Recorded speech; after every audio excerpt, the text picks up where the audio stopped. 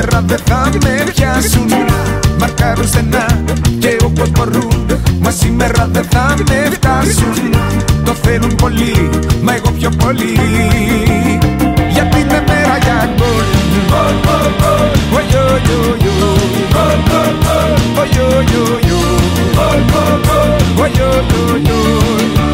Σήμερα είναι μέρα για γκολ.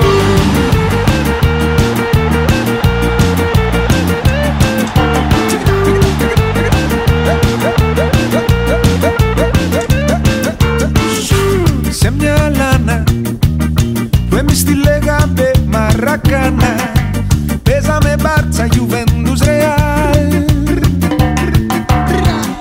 Μα στα όνειρά μας λέγαμε θα έρθει η σειρά μας, κάποια μέρα να παίξουμε στο Μουντιάλ.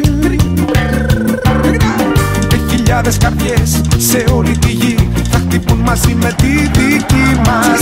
Και χιλιάδες φωνές σαν μία μαζί θα ενώνονται με τη φωνή μας. Όταν έρθει η στιγμή, η μεγάλη στιγμή για το ωραιότερο γκολ.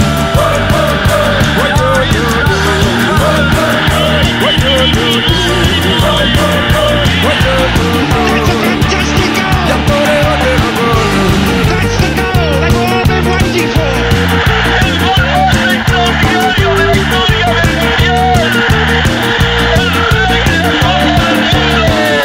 Μα πόσο είναι κρίμα, γίναν όλα πίσνα και χρήμα, μα μέσα μου πάντοτε θα κουβαλώ τα ωραιότερα γκολ.